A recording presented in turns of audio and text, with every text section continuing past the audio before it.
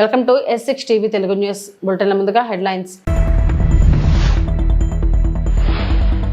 పాకిస్తాన్ ని మట్టుబెట్టిన భారత్ దళాలు, కానీ ఇప్పుడు ఎవరూ రుజువు అడగడం లేదన్న ఉపరాష్ట్రపతి జగదీప్ ధన్కర్.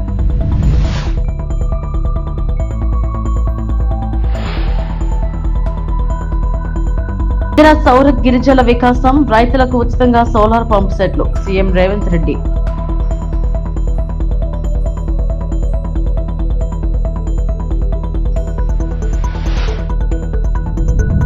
ములుగు జిల్లాలో 20 మంది మావోయిస్టులు arrest.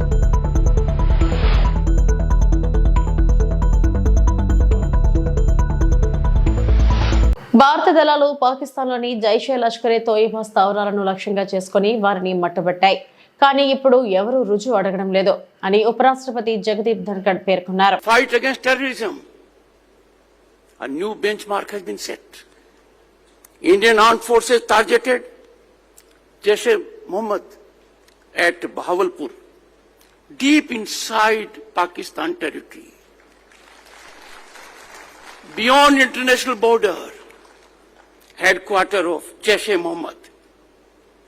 Also Lashkar-e-Taiba's base, Murid-ke. No one is asking for proof now. No one is asking for it. The world has seen, acknowledged, and we have seen this saga, how that country is deeply engrossed in terrorism when coffins are taken with armed forces and military power and political power accompanying them. Justice done by Bharat to Sandur in sublimity. Indira సౌర గిరిజల వికాసం పథకంలో భాగంగా రైతులకు solar pump సెట్లు ఉచితంగా ఇస్తామని CM Revanth Reddy తెలిపారు. నాగర్ కర్నూలు జిల్లా మన్నూరు ఐటీడీఏ పరిధిలోని అమరాబాద్ మండలం మాచారంలో ఈ పథకాన్ని ప్రారంభించిన అనంతరం ఆయన మాట్లాడారు. రైతులకు 7.5 HP పంప్ సెట్లు ఇస్తామన్నారు. అచ్చంపేటను మోడల్ నియోజకవర్గంగా మారుస్తామన్నారు. ఈ నియోజకవర్గంలో 100 రోజుల్లో సోలార్ పంప్ సెట్లు ఏర్పాటు చేస్తామన్నారు. విద్యుత్ పంప్ సెట్ల స్థానంలో వీటిని బిగిస్తారని, ఇందుకు అధికారులు చర్యలు తీసుకోవాలని ఆదేశించారు.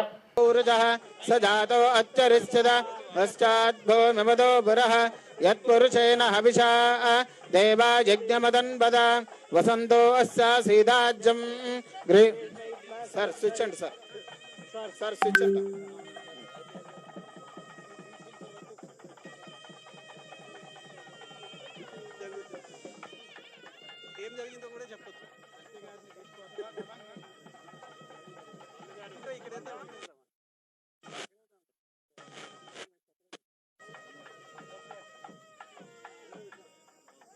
ఇది పైన లోగో ఉంది కదా, సోలారు ఎట్లా పెట్టుకోవాలా, పండ్ల తోటలు అందరం మనము ఒకటే పంట పండించేది, ఒడ్లో పత్తి పండించేది అయింది. కానీ దీంట్లో ఒక్కసారి పంట వస్తే బాగా ఆదాయం వస్తుంది. సార్ మీకు పెట్టించిన అవకాడో గానీ, మ్యాంగో గానీ, నిమ్మ గానీ, దానిమ్మ గానీ, మంచి బత్తాయి గానీ మంచి ఆదాయం పెరిగేది. రెండోది మనకి నల్లమల్ల అడవులలో ఈ కరెంట్ ఇయ్యక ఫారెస్ట్ వాళ్ళు సతాయించడాలు ఇవన్నీ ఉంటాయి. ఇప్పుడు నీ కరెంటు వాళ్ళ కాడికి పోవాల్సిన పనే లేదు, కరెంటే నీ కాడికి వచ్చింది. అవునా? సోలార్ పెట్టుకునేందుకు అది మంచిది. అందుకోసం అయితే పొయ్యే కొద్దీ మా సార్కి ఏం చెప్పిన అంటే, ఇప్పుడు మీరు సోలార్ ఏదైతే పెట్టుకుంటారో పంపు సెట్లలో, మీ పంపులకే కాకుండా మీరు విద్యుత్ ఉత్పత్తి చేసి గవర్నమెంట్కి అమ్ముకుంటే నెలకు 2,000 3,000 మీకు ఆడపిల్లలకి చేతి ఖర్చులకు వచ్చేటట్టు ప్యానెల్స్ వేయించమని కూడా చెప్పిన నేను. ఎందుకనంటే పొలంలో పెట్టుకొని దాన్ని కాపాడుకుంటే చాలు, ఏం చేయాల్సిన పని లేదు. నెలకు 4-5 వేల వరకు మనం ఆదాయం పెరిగేటట్టు బట్టి సారే మళ్ళీ విద్యుత్ కొనుక్కొని మీకు పైసలు ఇస్తాడు. పెట్టుకున్న సోలార్ మీరు కాపాడుకోవాలి అంతే. మన సంఘాలలో సభ్యురాలువేనా, సంఘాలలో ఉన్న వాళ్ళందరికీ కూడా కలెక్టర్ గారు వీరిని ట్రైనింగ్ ఇచ్చి వీళ్ళతోని మళ్ళా ట్రైనర్స్ ట్రైనింగ్ వీళ్ళతోని పెట్టించుండ్రి. దాంతో ఏమైందంటే వాళ్ళు ఇంకా జాగ్రత్తగా చెప్తారు. చదువుకున్న అమ్మాయిలు ఎవరైతే ఉన్నారో వీళ్ళకి కొంచెం ట్రైనింగ్ ఇచ్చి వీళ్ళని ఎంపవర్ చేసి లిటరేచర్ అంతా కూడా వీళ్ళకి ఇచ్చి ఎక్కడెక్కడ మనకు గూడాలు ఉన్నాయి, ఈవెన్ ప్లెయిన్ ఏరియాల రైతులకు కూడా వీళ్ళతో ట్రైనింగ్ ఇప్పారు. ఎందుకంటే వాళ్ళ సంఘాలలో కూడా సభ్యులు, ఆ సంఘాల సభ్యులు అందరు కూడా అవగాహన కల్పిస్తే వాళ్ళ భూములలో కూడా పెట్టుకుంటారు. వాళ్ళకు వాళ్ళ భూమిలో సోలార్ పంప్ సెట్ పెట్టుకుంటే కరెంట్ వచ్చిందా పోయిందా ఈ పంచాయతీ ఉండదు. రెండోది ఆ సోలార్ వాళ్ళ వ్యవసాయానికి సరిపోగా మిగిలిన విద్యుత్ ఉత్పత్తి చేస్తే ప్రభుత్వమే కొనుక్కుంటుంది. ప్రభుత్వం కొనుక్కొని వాళ్ళకి నెల నెల పైసలు ఇచ్చే ఏర్పాటు చేపిద్దాం. అప్పుడు ఏమవుతుందంటే పిల్లల చదువులకు ఇంటి ఖర్చులకు ఇంకా ఇంటి ఆయన మీద ఆధారపడకుండా చక్కగా వాళ్ళ పేరు మీదనే ఖాతా తెరవాలి. బటన్ మహిళల పేరు మీదనే ఖాతా తెరిచి వాళ్ళ ఖాతాలకే పైసలు పోయేటట్టు చూడాలి. మళ్ళీ ఇంటి ఆయన చేతిలోకి పోతే బెల్ట్ షాప్కి పోతాయి. అంతేనా? అంతేకాదు మీకే ఖాతా తెరిపించి మీ ఖాతాలని వేసేటట్టు సోలార్ పంప్ సెట్లు పెట్టుకొని వ్యవసాయానికి బాగా మన అచ్చంపేట నియోజకవర్గంలో నా సొంతూరు ఇన్నే తెలుసు కదా. తెలుసు సార్. మా అక్కడ పోయి అవునా అదే అందుకే వచ్చినా కదా. అందుకే మన అచ్చంపేటలో డాక్టర్ గారు మొత్తం నీ కాన్స్టిట్యున్సీలో మొత్తం వ్యవసాయ పంపు సెట్లు అన్ని కరెంటు తీసేసి సోలార్ పంప్ సెట్ పెట్టడానికి అన్ని ఇప్పిస్తా. తిరుమల శ్రీవారికి మైసూరు మహారాణి ప్రమోదాదేవి 2 భారీ వెండు అఖండాల దీపాలను సోమవారం విరాళంగా అందించారు. ఈ అఖండాలు గర్భగుడిలో వెలిగించే సాంప్రదాయ దీపాలు. సుమారు 300 సంవత్సరాల క్రితం అప్పటి మైసూరు మహారాజు ఇలాంటి దీపాలను ఆలయానికి విరాళంగా అందించినట్టు టీటీడీ రికార్డు స్పష్టం చేస్తున్నాయి. ఇప్పుడు మళ్ళీ మైసూరు రాజమాత వాటిని సమర్పించడం విశేషం. ఒక్కో వెండి అఖండం సుమారు 50 కిలోల బరువు ఉంటుంది. తిరుమలలోని రంగనాయకుల మండపంలో ఆమె ఈ భారీ వెండి అఖండాలను అందించారు. అనంతరం ఆలయం వెలుపల మహారాణి ప్రమోదాదేవి వడియార్ మీడియాతో మాట్లాడారు. Request that I would give it in place of that request was accepted. So I'm very happy that Venkateshwara gave me the strength and blessed me with that opportunity to continue the legacy of also help me follow the footsteps of my illustrious predecessors. I'm very happy today. I was just told that it would go into the Garbhagudi today only. I'll be very happy that that happens today. And I wish that Lord Venkateshwara's blessings be on everyone. And Desha Subiksha Shanti Samruddhi Ella Ellita Harvest. In the just we had Darshana of Sri Srinivasa Swami some 200 odd years ago. My revered forefather Mati Krishna Jodhia donated 2 silver lamps for their use in the sanctum there. Obviously, over 200 years, it had fallen into some disrepair. Hence, my mother, Dr. Pramodadevi Vadiar, today renewed that donation by giving herself 2 more silver lamps to be used in the sanctum. All by the divine blessings of Srinivasa. In the presence of my mother today, we were able to have darshan of Sri Srinivasa Swami. May his blessings be upon everyone in this country. Operation Sindoor విజయాన్ని పురస్కరించుకుని భారత సాయుధ దళాల పట్ల పౌరుల కృతజ్ఞతా భావాన్ని వ్యక్తపరిచే రాజకీయేతర ఉద్యమంగా దేశవ్యాప్తంగా చేపట్టిన తిరంగ యాత్రలో భాగంగా తణుకులో ఆదివారం నిర్వహించిన తిరంగ యాత్ర ప్రజల్లో దేశభక్తి రగిల్చింది. జాతీయ జెండాలతో పాటు 400 అడుగుల పొడవు కలిగిన జాతీయ పతాకాన్ని చేత పట్టుకుని తణుకులో నిర్వహించిన తిరంగ యాత్రకు విశేష స్పందన లభించింది. తణుకు ఎమ్మెల్యే ఆర్మిలి రాధాకృష్ణ ఆధ్వర్యంలో చేపట్టిన ఈ కార్యక్రమంలో భాగంగా తిరంగ యాత్ర మున్సిపల్ కార్యాలయం నుంచి రాష్ట్రపతి రోడ్డు మీదుగా వెంకటేశ్వర థియేటర్ సెంటర్ వరకు సాగింది. భారత మాతకి జై, జై జవాన్, జై భారత్, వందే మాతరం అంటూ చేసిన నినాదాలతో తణుకు పట్టణం మారుమ్రోగిపోయింది. పట్టణంలోని ప్రధాని రోడ్ల వెంబడి జాతీయ జెండా చేత పట్టుకుని ఆయా పార్టీల నాయకులు, కార్యకర్తలు, వ్యాపారులు, వైద్యులు, విద్యార్థులు, యువత మధ్య నడుచుకుంటూ వెళ్లిన ఎమ్మెల్యే రాధాకృష్ణ ప్రజల్లో జాతీయ స్ఫూర్తిని నింపారు. ఈ సందర్భంగా ఏర్పాటు చేసిన కార్యక్రమంలో రిటైర్డ్ మిలిటరీ జవాన్లను ఎమ్మెల్యే రాధాకృష్ణ ఘనంగా సన్మానించారు. మన దేశ ఎదుగుదల జరిగినప్పటి నుంచి కూడా మన దేశ అభివృద్ధికి ఆటంకాలు కలిగించే విధంగా అనేక దేశాలు తమ ప్రయత్నాలను నిరంతరం కూడా చేస్తూనే ఉన్నాయి. ముఖ్యంగా భారతదేశం మీదకి పాకిస్తాన్ ద్వారా ఉగ్రవాదాన్ని ప్రేరేపిస్తూ గత అనేక సంవత్సరాలుగా మనందరినీ కూడా ఇబ్బందులు పెడుతున్నటువంటి పరిస్థితి మనందరం కూడా చూసాం. ఈరోజు మరలా పాకిస్తాన్ అటువంటి కవింపు చర్యలకు బాధపడుతూ మన దేశంలో ఏదైనా ఒక నీతి జరిగితే దాన్ని అడ్డుకునే విధంగా, మన దేశాన్ని అభివృద్ధిని అడ్డుకునే విధంగా ఈరోజు నిరంతరం కూడా ఉగ్రవాదాన్ని ప్రోత్సహిస్తూ ఏ విధమైనటువంటి దాడులకు పాల్పడిందో మనందరం కూడా చూసాం. ఈరోజు పెహల్గామ్ దాడులకు సంబంధించి 26 మంది మీద విచక్షణ రహితంగా కాల్పులు జరిపి వారిని ఏ విధంగా చంపిందో మనందరం కూడా చూసాం. దీని వెనుక ఈరోజు పాకిస్తాన్ ఉగ్రవాద సంస్థలన్నీ కూడా ఏ విధంగా ఉన్నాయో మనందరం చూసాం. అటువంటి పరిస్థితుల్లో ఈరోజు మన దేశంలో ఏదైతే మన ఆడపడుచుల మన భారత మహిళల సింధూరాన్ని తుడిచారో వారు, ఆ సింధూరు పేరుతో మన గౌరవ ప్రధానమంత్రి మోడీ గారు చేసినటువంటి ఈ ఉగ్రవాద లక్ష్యంగా ఉగ్రవాద నిర్మూలనకి ఏ విధంగా దాడులు చేశామో దానిలో పాల్గొన్నటువంటి భారత త్రివిధ దళాల సైన్యాధిపతులకు, సైన్యాలకి అందరికీ కూడా మనందరి సంఘీభావం తెలియజేసుకుంటూ వారందరికీ కూడా ధన్యవాదాలు తెలియజేసుకుంటున్నాం. ఈరోజు మనందరం కూడా చూసాం, ఈరోజు ఈ దాడుల్లో అనేక మంది అమాయకుల ప్రాణాలని పట్టణ పెట్టుకున్నటువంటి పరిస్థితి. అటువంటి దాడుల్ని ప్రతీకారం తీర్చుకునే విధంగా ఉగ్రవాదుల మూలాలన్నింటినీ కూడా కనుక్కొని వాటిని విధ్వంసం చేసే విధంగా ఈరోజు సింధూర్ ఆపరేషన్ ద్వారా మనం చేసినటువంటి ఏదైతే ఈ దాడులు ఉన్నాయో మన సైనిక దళం ఏంటనేది ఈ రోజు ప్రపంచానికి తెలుసుదని ఈ సందర్భంగా మనందరికీ కూడా గుర్తు చేస్తున్నాం. ఏపీలో రెడ్ బుక్ రాజ్యాంగం అమలు చేస్తూ కూటమి ప్రభుత్వం అరాచకాలకు తెగబడిందని మాజీ మంత్రి YSRCP political advisory committee member P Anil Kumar Yadav ఆగ్రహం వ్యక్తం చేశారు. నెల్లూరులోని పార్టీ జిల్లా కార్యాలయంలో ఆయన మీడియాతో మాట్లాడారు. సంక్షేమం లేదు, అభివృద్ధి లేదు. కేవలం ఈ రాష్ట్ర ప్రజలందరూ కూడా చూస్తా ఉన్నారు ఒక కక్ష రాజకీయాలు. ఎక్కడంటే అక్కడ నోరెత్తితే అరెస్టులు, ఏదో విధంగా ప్రతిపక్ష పార్టీ మీద కేసులు వేసో ఏదో రకంగా ఇబ్బంది గురి చేసేదో రాజకీయ కక్షలు ఇప్పుడు దాకా రాజకీయాల్లో చూసాం.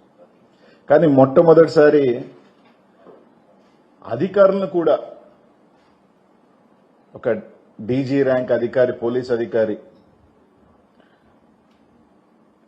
ని, మాజీ ఐఏఎస్ని, వీళ్ళందరినీ కూడా ఏదో రకంగా కేసులు ఇరికిచ్చి ఒక కక్ష రాజకీయాలు మొట్టమొదటిసారి భారతదేశంలో ఎక్కడా లేని విధంగా ఈ రాష్ట్రంలో మనందరం కూడా కక్ష రాజకీయాలు చూస్తా ఉన్నాం.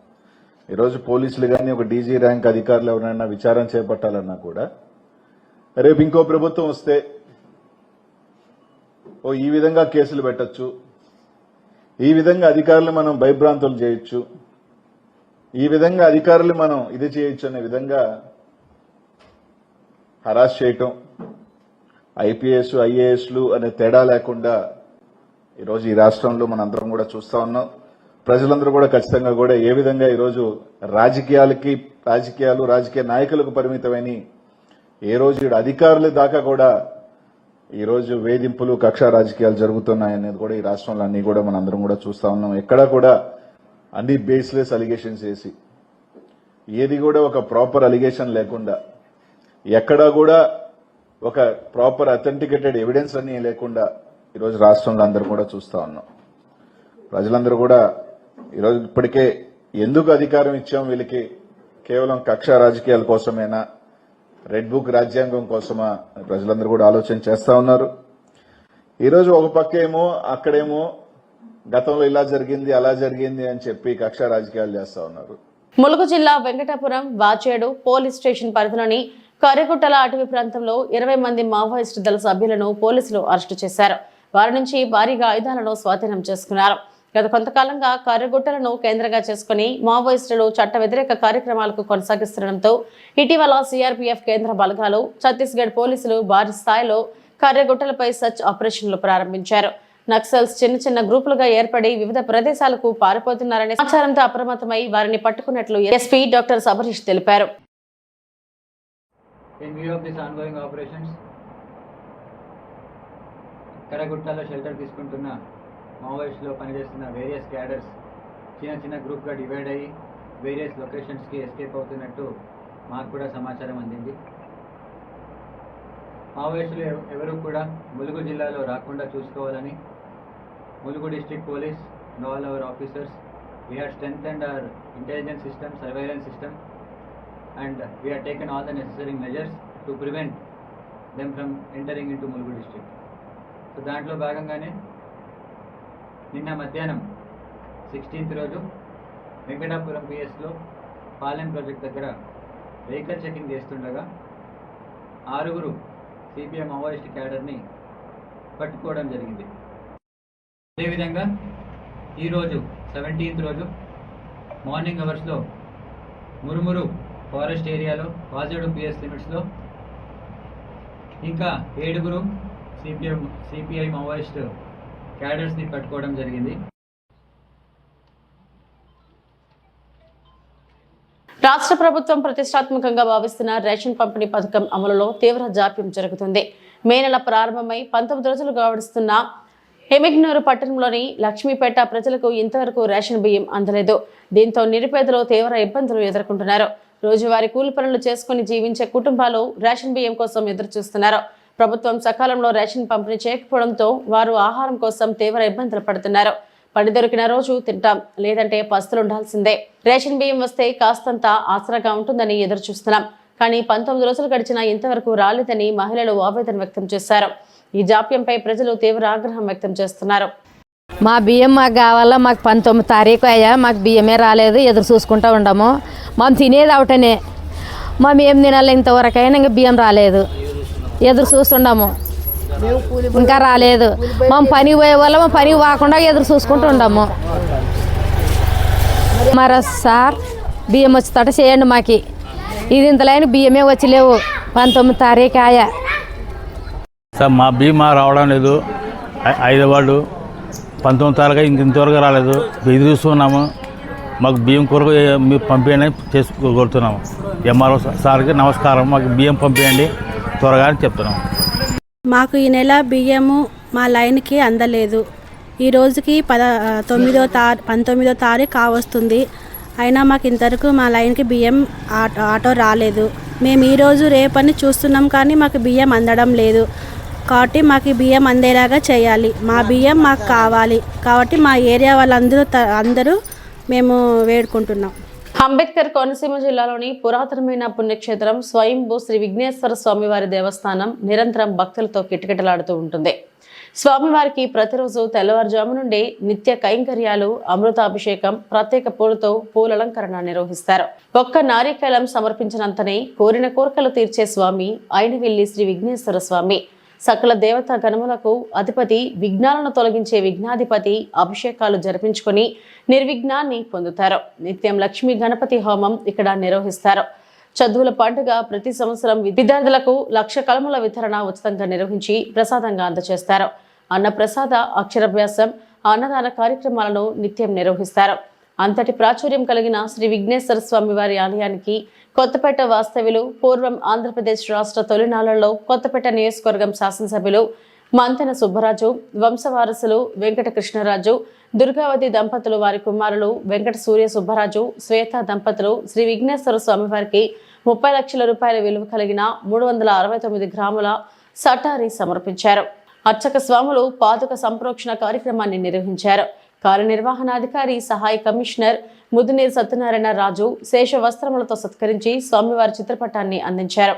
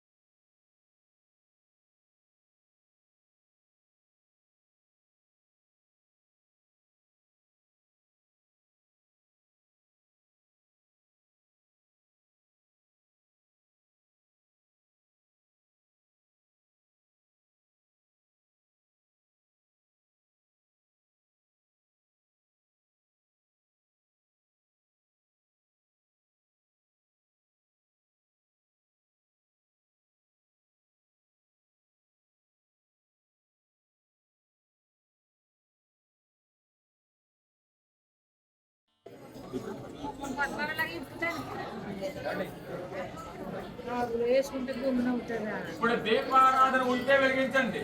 దీపారాధన ఉంటే వెలిగించండి.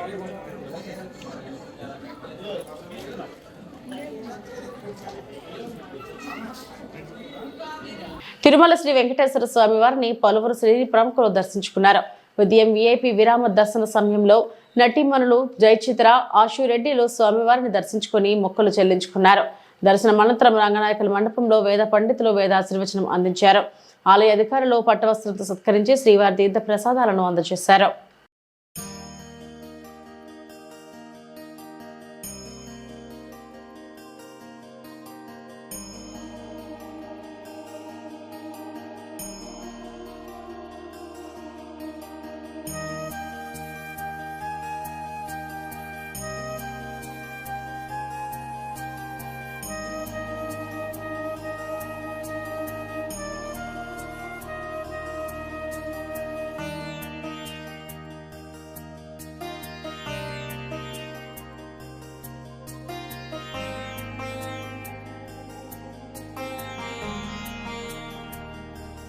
ఇవి ఇప్పటివరకు నా బులెటిన్ అప్డేట్స్. నమస్తే.